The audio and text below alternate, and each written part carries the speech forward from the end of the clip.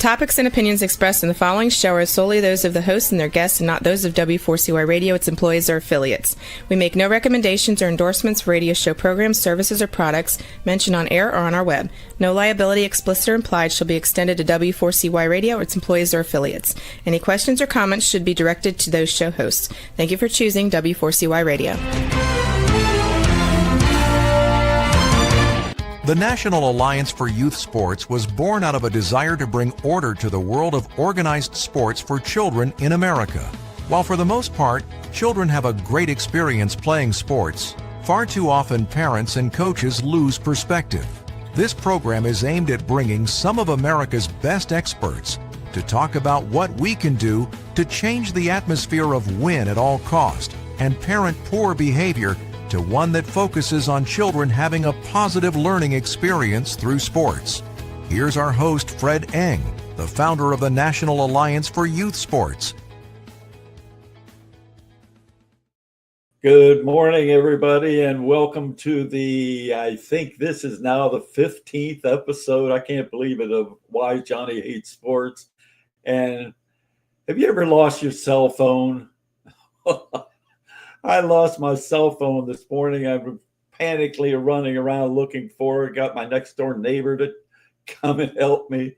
And guess where it ends up? My wife and my daughter are on their way from West Palm Beach to Charleston, South Carolina. And it's in the car.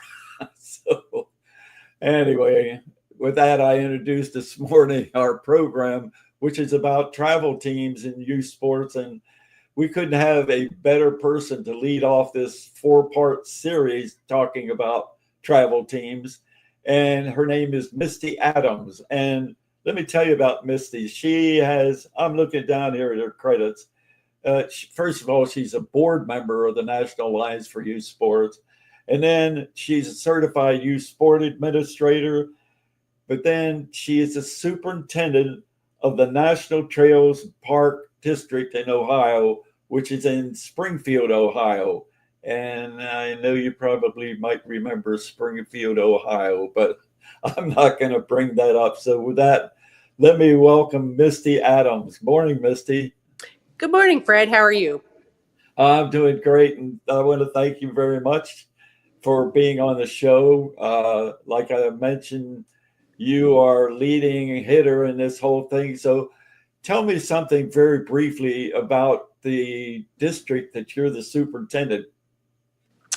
Well, I'm from National Trail Parks and Recreation District in the Clark County Park District.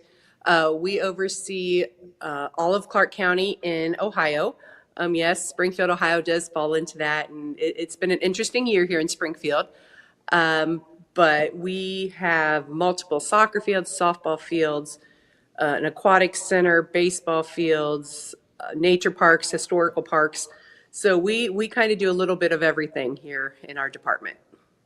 Yeah, doing everything. You talk about all the fields and park areas and whatnot. I mean, I go back quite a ways to where recreational sports was seeing ball fields being leased by local parent groups and whatnot.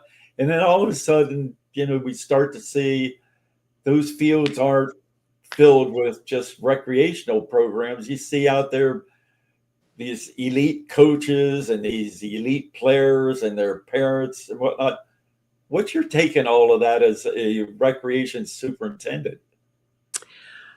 I've been doing this for quite a few years, so I have seen the change from everything was recreation. Everybody just goes and plays in their neighborhood. I've played sports my whole life. When I was younger and played sports, the travel team was we traveled from one town to the next door and played an all-star game. What I've seen now is I truly believe there's a need for a select program or a travel program for kids that do want to take the next step, but it's kind of starting to turn, in my opinion, that travel has become the new recreation league, that there are no longer the neighborhood teams where the kids all get together, go to the same school, play together, can ride their bikes to the fields for practices.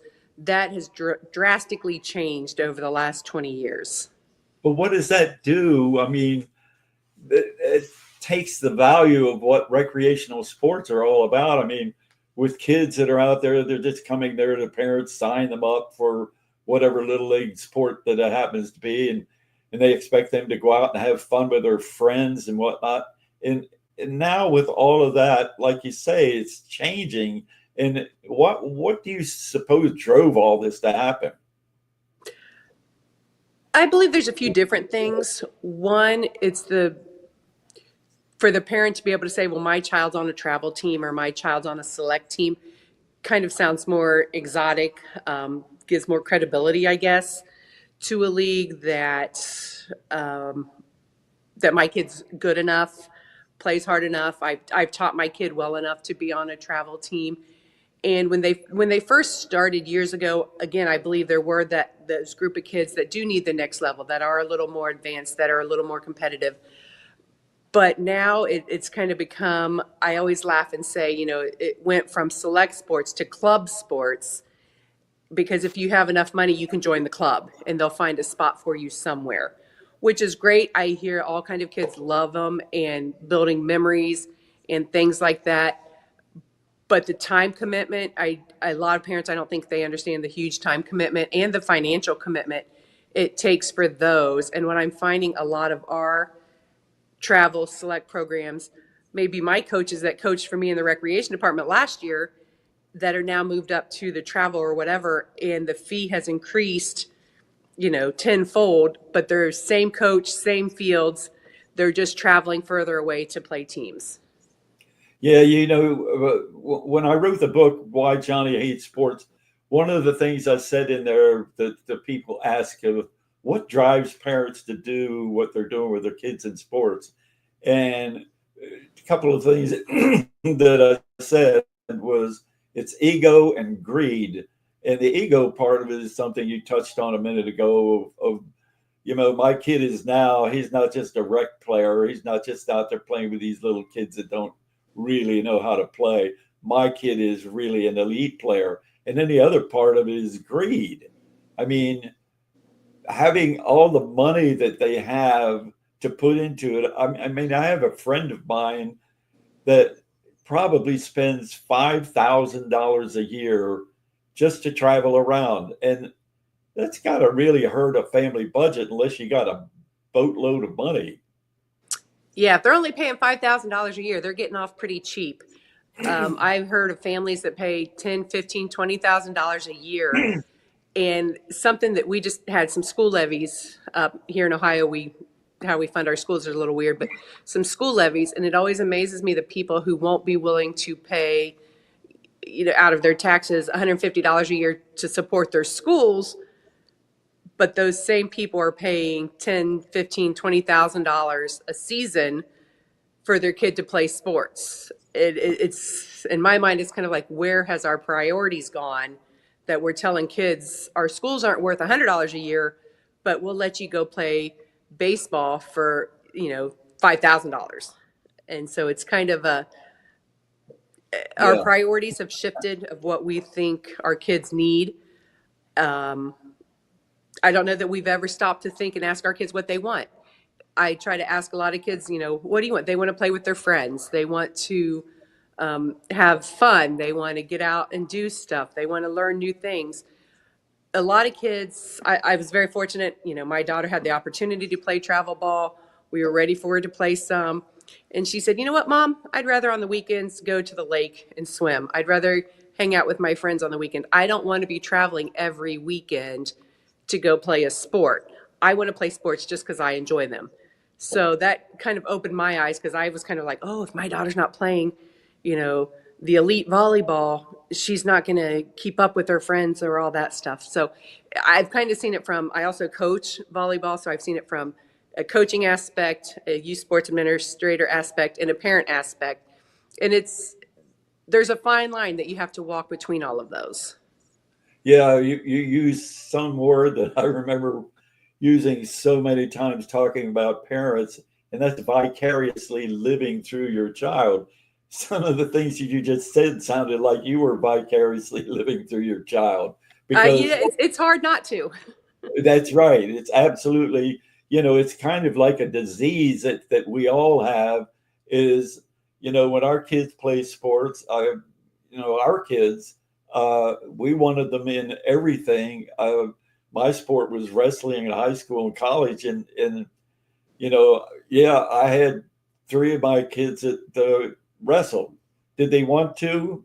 I think so, but the big question I have many times is that here you have a 6-year-old, and that 6-year-old, you determine many times, most times, that Billy or Mary is going to play little league baseball, softball, whatever sport it is. We never ask them. We never say, all right, I'm going to give you a list of things. I'm going to give you art and music and drama, sports, and what? Check off one of those and tell us what you want to do. I think if parents did that, it would help tremendously for them to be able to say, well, maybe Billy is not an athlete. So, what do you think? We, again, at National Trail, we are a multi programming type of thing. And we just hired a person. She's been there for about a year now, and she is very artistic, very arts and crafts oriented. And I was actually just talking to her this morning. I spoke to a group of 5th and 6th graders yesterday about what they want from Parks and Recreation, what they see. And over half of them were like, I really like art and I want to do drawings and things. So it's been interesting for me for the past few years to see the transformation that we're not just a sports league at National Trail, that kids are loving arts and crafts and they want to have time to do that. And they want to have time to be in the band. They want to have time to just be a kid. And I think so often, the kids are like, oh yeah, I really enjoy travel baseball. But they're hearing the parents at the hotel sitting down in the lobbies or whatever going, oh, this is this is our family vacation this year. We can't afford to go on a family vacation because we had to come to this. The kids hear that and they know that, oh, I don't want to say I don't want to do this because my parents are put not necessarily directly to the kid, but kids hear things. I see a lot of memes on Facebook or Instagram or something that are funny, and it's like the baseball mom and she's got, luggage and stuff and all this, or the baseball mom's vacation, the baseball dad's vacation. And it just kind of joking, kind of poking at, we do spend thousands and thousands of dollars on our kids' sports, to where what could we be doing with that elsewise? Could we be going to Disney World? Could we be going to the lake to fish? Could we be going, to grandma's house in Kentucky or anything like that? But that so much has been put into that sport that child's kind of afraid to say, oh, I don't want to do this anymore because I've heard how mom and dad have got so much invested in this as well. And I think sometimes we just need to step back and pull that back a little bit. I would love to see like maybe a combination of like more of the local leagues that travel, maybe 1 or 2 weekends as opposed to every weekend or every other weekend or things like that. We also have a college level baseball stadium that we hold a lot of tournaments in, and those tournaments start at 9 o'clock on a Thursday morning. And I'm like, as a parent, what kind of job do you have that you can be there all day Thursday, all day Friday, all day Saturday, all day Sunday, and still have a job? I guess that's my thing. It's putting such a strain on all aspects of the family life, not just the evening sports teams. Yeah, that's amazing. It makes me recall back to a time I remember when the kids were playing, and in Florida they had the baseball championship, but it was only in the state of Florida. And I remember reading an article in a paper about this guy that his kid was on that team, and this was before travel teams. It was like you were talking about. You could go to the next town and win the championship. In this case, it was the state. And this guy's going to go regardless. And they told him at his job, now, if you go, you're going to be fired because you got to be here. Guess what? He went and got fired. So it's that thing that we talked about a few moments ago, and that, falling down in this deep hole of our child, that's our flesh and blood, but I wonder if it's more than that. And well, I say more than that. What I mean is that there is some kind of vicarious thing that we cannot escape unless somebody puts the pressure on us to escape. By that, what I'm saying is, you're on a leadership team with certified youth sports administrators across the country.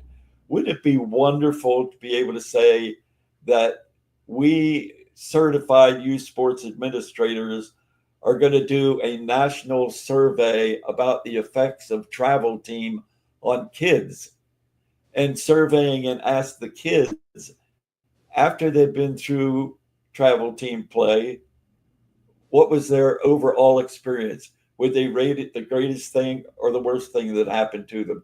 Wouldn't that be rather interesting? And then take those statistics. If they showed, like you mentioned, that a lot of kids would say, I'd rather be at the lake going swimming with my friends. You found out that that was the overwhelming results of a survey. Wouldn't that be the impetus to make some kind of national rule that says travel teams can only do so much, like you said, maybe 2 times a month or whatever, Mhm. just limit all the nonsense. Yeah, I've always thought of something asking kids that way, or a lot of people you hear, well, they got to get this because they want to play in college or they're going to do that. I wish, looking back now, my daughter's graduated from college, but those 5 or 6 years when she, could have been playing travel ball, should have been playing travel ball, whatever, asking, okay, how much did you spend this season? Oh, it was $2,000 to get in the league. We spent, $3,000 on hotels, food, whatever, and said, okay, I'm going to take that $5,000 my daughter didn't spend for that season and put it in a bank account. By the end of, her 5 or 6 years through middle school and high school, we probably would have had more than she would have ever gotten for a scholarship. There's all kind of stats out there about how many people actually, high school athletes go on to play D1, D2, get athletic scholarships and all of that.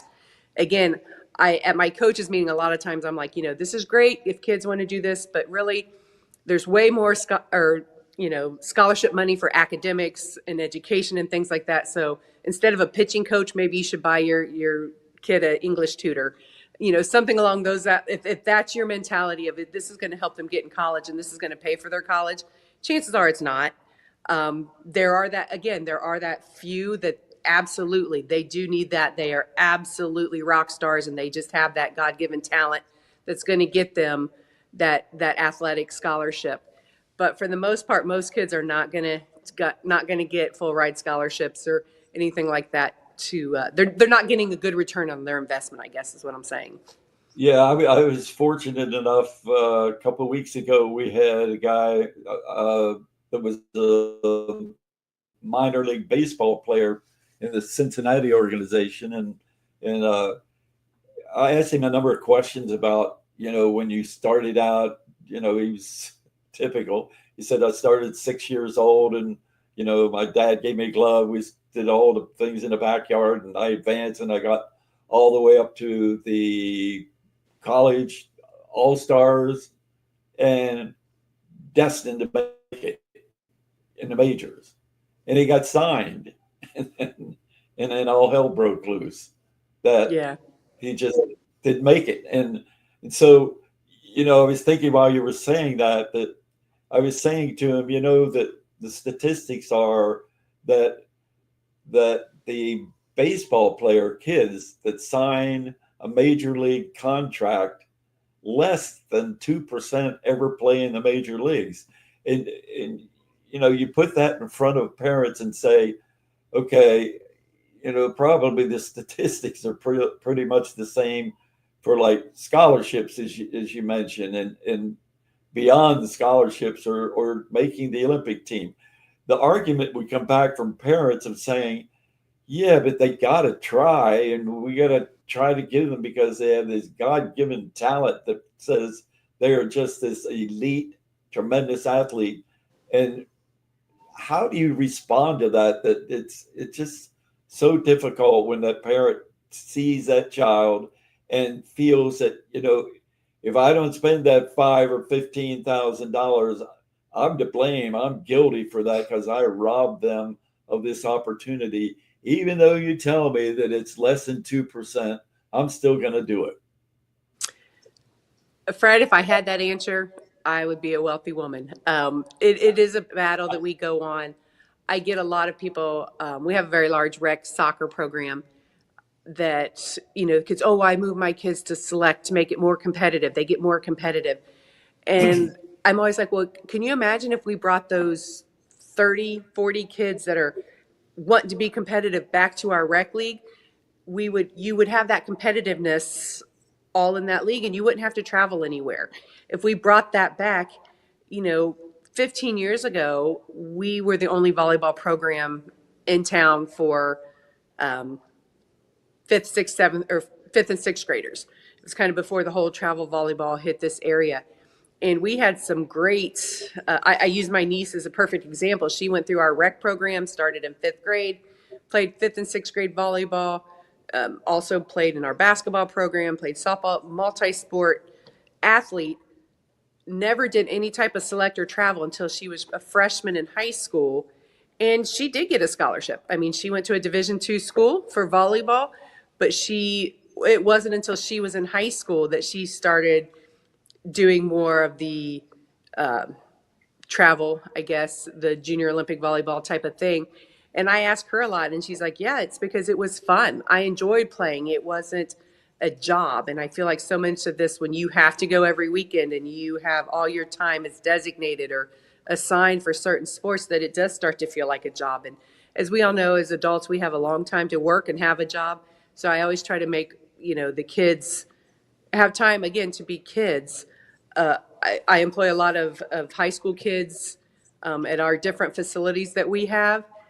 And it's tough for a high school athlete to have a summer job because they are having summer leagues 3 nights a week. They have workouts 3 mornings a week. They have all this different stuff going on that for them to have a job, which they're going to probably need to help pay for college, they don't want to miss their sports stuff. So it's a snowball effect that kind of just keeps going. And then at some point in time, will sports go that way to where school sports don't exist anymore and everything is club? Again, we had a school levy up just this last week. And if it failed, we have pay to play sports in our high school, which right now it's like $100 and you pay. And they were talking about how if our levy failed, it was going to go up to $600 to play. And a parent literally said, well, I can't afford $600 for my kid to play in high school. We already pay $1,000 for them to play club. So unfortunately, it used to be the ultimate goal was you got to play varsity in your high school team. Now high school sports are almost kind of like just rec.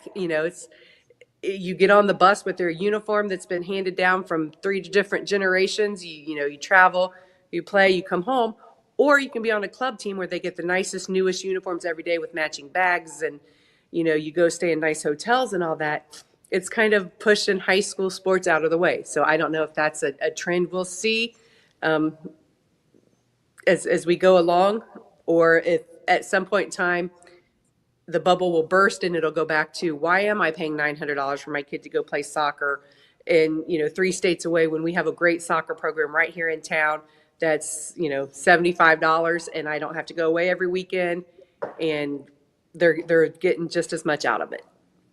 You said the word I wanted to hear. The bubble will burst. Sorry for that. The bubble will burst to me is, look, I get it. I understand that the whole idea of travel teams has got its purpose, and it's got its motivation for parents to pay all that money, do all that travel, the social benefits. I get that and understand that. What I don't get is the reason that I got into recreation anyway is because of seeing the value of kids being able to play sports, and not just at that elite high level. I look out at the ball field right across from my house. I have the perfect place in the world for a recreation person to have windows that opens up to a huge park. And I see, I'm not kidding, hundreds of kids playing soccer for fun. Now I know I live here in South Florida, and for Hispanics, soccer is just a tremendous sport that they grew up with and love. But to see them out there playing and enjoying and laughing, no referees, nothing, just having fun for hours and hours. It's dark out there, and I still see them out there playing. So that's when you say the bubble has to burst, who's going to burst the bubble? Somebody, to me, it seems somewhere, somebody ought to be making a decision to say, yeah, there's a place for everything. Can people like yourself and other certified youth sports administrators, can they be the ones to be able to say, okay, we're going to burst the bubble. We're not going to do away with travel teams or whatnot. We know that we can't tell parents not to do it. It's already reached there. But we got to come up with something that combats that says you don't have to spend $15,000. You don't have to deny your kid being able to play other events and not have money for scholarships or whatever. But there has to be something that can be done to be able to say, look, this is an alternative that the parents say, yeah, why do we spend all that money and all that travel and away from work when we could actually be doing what the rec department here has created? What that is, I have no idea, but I think brilliant minds in the field of recreation, collection of, and if they don't, we just continue the same old thing. Yeah, I just think as a recreation professional, our big challenge in my department anyways, we just got to keep doing what we know is right. Doing the best program as possible, getting, we have certified youth sports administrators, we have accountability, we have credibility. You hear so often of little leagues, independent groups with theft in their accounts, their banking accounts. I hear a lot of, it's very cliquish or political, where the softball president only become president and that's the only reason her child gets to be the star pitcher.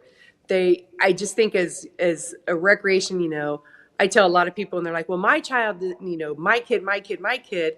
And I have to explain to them, I understand you're concerned about your kid, but I have 600 kids in this program that are all my kids. So I have to do what's best for everyone to make sure they are getting playing time, to make sure they have the safest places to play, make sure their coaches have been background checked and that, they are in a safe place with the best that we can do. I don't guarantee you're getting that in other areas. Hopefully they are. Hopefully these travel groups are doing all the things that they're supposed to do. But I have backing. I have an agency. I have a phone number that's going to be the same this year as it is next year. You have the same person that's running this league for 20 years, as opposed to once their child ages out, then someone else takes it over. My favorite is I get people that call us all the time and want to use our fields because we're a public park, but they don't understand why they can't. They started this team, but they don't have a place to play their games. I was kind of laugh and think, well, that probably should have been a thing you might have wanted to get first before you started a team. You need a place to play, and we're full. We run leagues. We have these things. We work with certain groups that follow our philosophies that, we're giving them first crack at the field because that's our partner with that. So I guess we just have to keep as, rec departments, youth sports administrators, we just have to keep doing our best and hopefully keep proving that we are the professionals. We know what we're talking about, that we have the training, the certifications, the background, it's the credibility to prove that our league is just as good, if not better, fundamentally wise, as some of these pop-up groups. 600 kids are my kids. That's what you said. So all of them are my kids.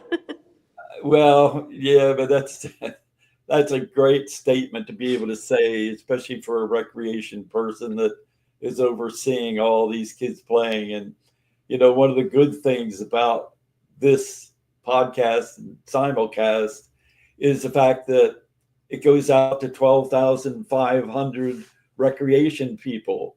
And I just wish so much that this episode would go out directly to every single one of them with a lot of promotion to say, watch this, because this is what's happening in your community. And listen to what Misty Adams has to say about this whole area of recreational sports for kids in your community. So, Misty, listen, I want to thank you very much for being on the show. It's wonderful having you as a member of the board of directors of the National Alliance for Youth Sports. And can thank you again so much for being on. So we'll see you at the next board meeting. All right. Well, thank you, Fred, for being such a great mentor over all these years and for having an organization that does help give us that credibility and that backing and keeps us moving in the right direction. All right. Have a great weekend. All right. You too. Hope you find your phone soon. Okay. I hope I find my phone. Fred Angs, Billy Jones's father, is more than just a story about a boy and his father. It's an eye-opening journey into the emotional struggles faced by children in the world of competitive sports.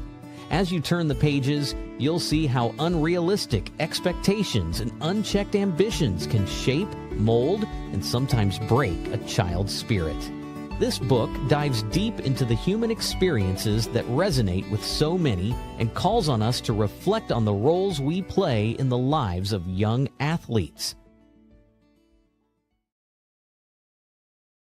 Well, that's another show. I think, like I mentioned in the beginning, this is either the 14th or 15th that is on every Friday morning at 11 o'clock. So if you've got kids and kids are playing sports or thinking about them playing sports, I think you'll learn a lot from listening to many of the experts around the country that give their advice. So hope to see you here next Friday morning at 11 a.m. on Why Johnny Hates Sports. This program is sponsored by Sir Durf Publishing in the interest for better sports for kids, better kids for life.